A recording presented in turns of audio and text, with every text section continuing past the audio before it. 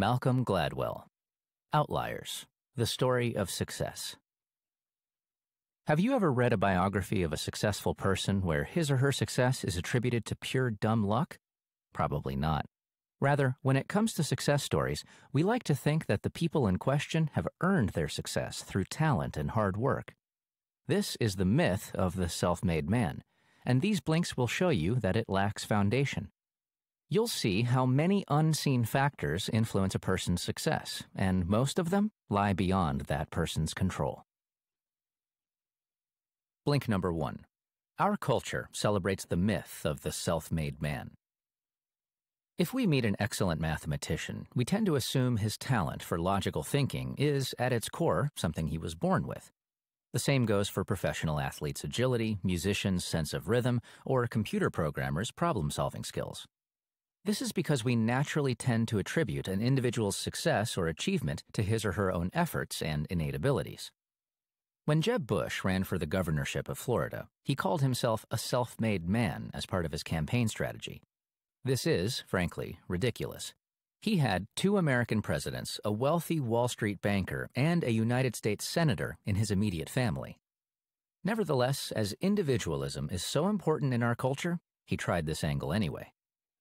Jeb Bush's achievements made him an outlier, a person who has achieved something statistically extraordinary.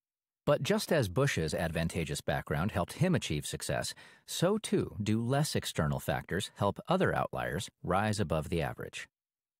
We place such a high value on individuals and their self-made achievements that we often willfully ignore other factors. The self-made man is a myth, a very, very popular myth. Blink number 2. Once you reach a certain threshold, increased abilities no longer help you succeed. Though innate qualities are important, being 6 feet 10 inches tall doesn't guarantee you a multi-million-dollar basketball contract, and having a sky-high IQ doesn't automatically mean a Nobel Prize. Why is this? Qualities that foster success, like height in basketball players or quantitative intelligence in mathematicians, have a threshold. For example, after reaching a certain height, an extra couple of inches don't make that much difference for a basketball player. The same is true in education as well. Some law schools lower their entry requirements for racial minorities under a policy of affirmative action. These students tend to perform slightly worse in law school overall than the white students. But when postgraduate success is examined, there is no difference between the minority and non-minority students anymore. Despite the poorer performance both before and during law school, the minority students enjoy similar salaries, earn as many honors, and make as many contributions to the legal world as their white classmates. Just as height in basketball players only matters to a point, after you have a sufficient amount of legal expertise, other factors start to play a bigger role. Related skills and traits are necessary foundations for achievement in a field. You can't become a leading legal expert if you have 0 logical reasoning skills. However, once you've reached the skills threshold, marginal increases in innate reasoning abilities won't advance you. Other things, social skills, connections, or even a lucky break, will. Blink number 3. World-class mastery of anything demands around 10,000 hours of practice. No easy feat. Though talent is certainly a key ingredient in the recipe for success, hard work seems to be at least as important, if not more so. Bill Gates spent a lot of time learning computer programming. The Beatles spent a lot of time on stage. Though they were also extraordinarily talented individuals, it was extensive practice that made them truly world-class. To achieve world-class mastery at anything, studies show you need to spend a critical minimum amount of time, around 10,000 hours, practicing. Of course, not everyone has the opportunity to spend this much time practicing something. First of all, you need the opportunity to start early so you can get in as much practice as possible and secure a head start on the competition. Also, you or your family has to have the resources to support you. It's hard to find time for work or chores when you're spending 40 hours a week trying to become a world-famous violinist. Depending on what you want to do, you might also need access to expensive, state-of-the-art equipment. Encouragement from family, friends, coaches, teachers, and kind strangers you meet on the street helps too. If you're lucky, like Bill Gates or the Beatles, you'll have all these things. However, many people don't, so they effectively lack the opportunity to achieve world-class mastery in their chosen fields. Blink number 4. The month you're born can have a huge effect on what you achieve. Your relative age, how old you are in comparison to others in a developmental group, can make or break you. Here's an example. In Canadian youth hockey leagues, the eligibility cutoff date for age groups is January 1st. All kids born in the same calendar year compete against each other. Seems fair, right? Well, it isn't. Annual cutoff dates pit kids born in January against those born at the end of December. In other words, December babies compete with kids who are basically a year older than they are. Not only is the system unequal off the bat, it also creates a self-fulfilling prophecy. Coaches praise the best 9-year-olds because they're stronger, better players, when, in fact, they're neither. They're just older. A year makes a big difference when it constitutes 1/8 of your life. The kids with this unfair age advantage get more encouragement and opportunities to improve at an impressionable age of their development. This is called a cumulative advantage, and it's the reason professional Canadian hockey players have birthdays in the first half of the year more often than in the second. You might be thinking, hey, no big deal, I'm not a hockey player, I'm not even Canadian. But relative age can create unequal opportunities in any area that uses annual cutoff dates to divide people into age-based groups. Most sports leagues have them. Another place that has them? Schools. Thus, the 5-year-old whose short attention span inspires her to take a crayon to her spelling homework can grow up thinking she's a problem child. At the same time, the calm, almost 6-year-old she sat next to grows up to go to Harvard. Blink number 5.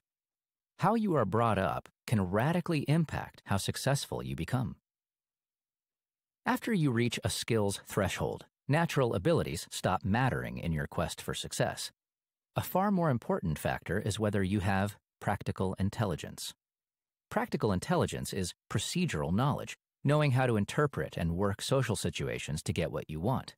In other words, knowing who to ask what and when.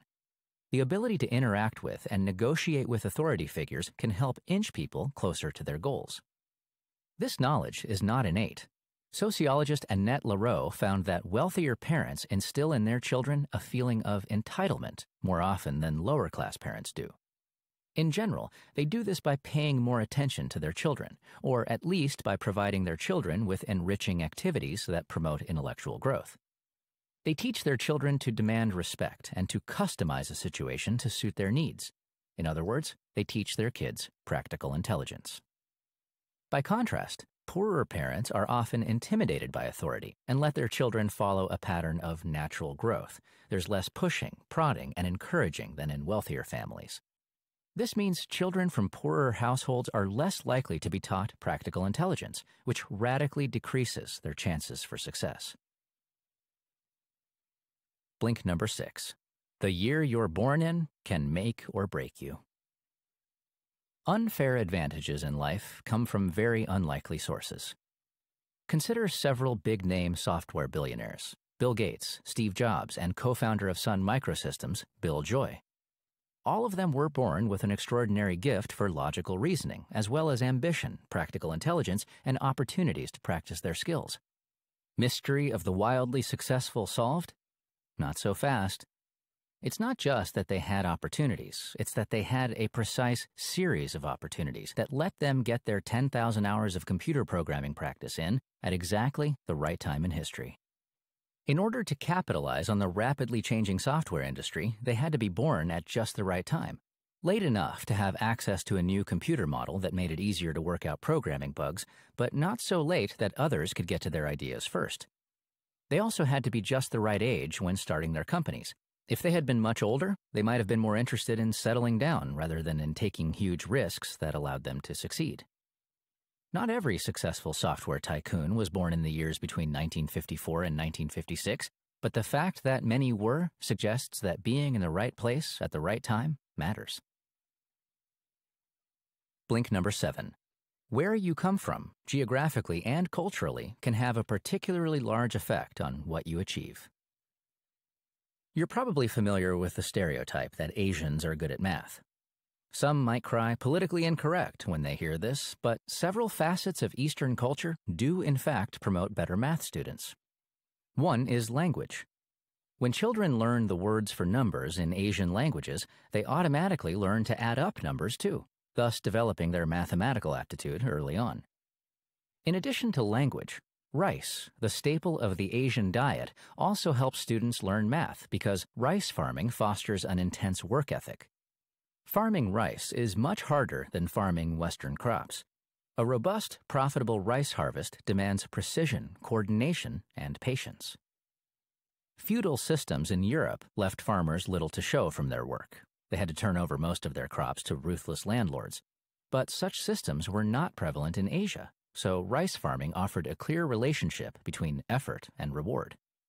As a result, a culture of hard work developed. One particularly illuminating age-old saying was, "No one who can rise before dawn 360 days a year fails to make his family rich." What does this have to do with math?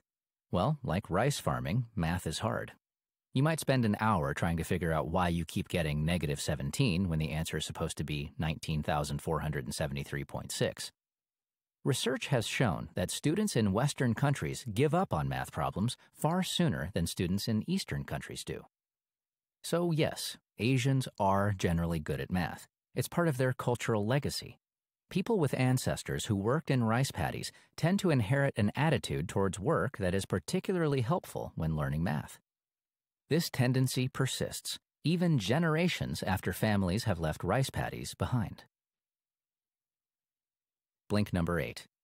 If we recognize the importance of cultural legacy, we can help more people work towards success and prevent failure.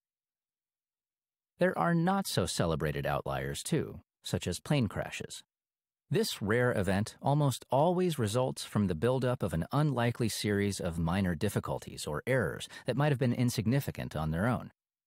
But just as Bill Gates was lucky to encounter one opportunity after another, pilots can run into a series of small problems that add up to disaster. An example is Korean Air, an airline that, before the year 2000, had a terrible safety record. Their crash rate was more than 17 times higher than the industry average. This poor track record could also be explained by cultural legacy, as with the Asian predisposition for math. Korean culture values authority figures and dictates that one should always defer to an individual with a higher rank.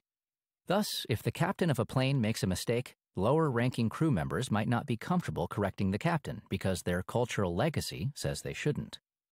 One of Korean Air's crashes in Guam can be traced back to such communication failures. The flight's first officer tried to tell the exhausted captain that visibility was too poor to attempt a visual approach to the runway, but to avoid offending the captain with an explicit command, he merely said, "Don't you think it rains more in this area here?" The captain ignored the first officer's timid comment about the weather, and their plane crashed into a hill. After a reform that acknowledged the problems the Korean cultural legacy of hierarchy could pose for flying a plane, Korean Air hired an American firm to improve its flight crew's communication skills. Now, its safety record matches those of its competitors. Blink number 9. If we recognize the reasons behind uneven playing fields, we can create more opportunities for people to succeed. The processes we use to whittle fledgling talent into success stories are rarely effective or efficient, resulting in only a few successful outliers. In hockey, annual cutoff dates mean juniors born late in the year must play against kids almost a year older than they are. But a Canadian hockey player born on December 27th can't ask his mom to travel back in time and not go into labor until January 1st, and he shouldn't have to wish he could. Many hockey players who might have harnessed great work ethics or learned to handle the puck better than anyone else in the league are lost because resources go to those who have an unfair advantage by having been born in the right part of the year. Cumulative advantage for some means cumulative disadvantage for others. Once this flaw in the system is recognized, however, it can be fixed. Instead of using annual cutoff dates, we could divide young hockey players into 4 times as many groups until the advantage of relative age subsides. January through March babies play in one group, April through June in another, and so on. The same goes for schools. Instead of sitting back and allowing the children of wealthier parents have access to more opportunities, we can create programs like the South Bronx's KIP, Knowledge is Power Program, Academy, a rigorous middle school open to students from this extremely low-income area. Although there are no exams or admission requirements, and although most students come from disadvantaged backgrounds, KIP manages to get 84% of its pupils to perform at or above their grade level in math by the time they finish 8th grade. You've just listened to our Blinks to Outliers by Malcolm Gladwell. The key message of this book is that no man, woman, or Canadian hockey player is an island. Extraordinary success is the result of an often unlikely series of opportunities, lucky breaks, and occurrences that combine to create the precise conditions that allow such achievement. One last thing. We'd sure love to hear what you think about our content. Just drop an email to remember@blinkist.com with Outliers as the subject line and share your thoughts.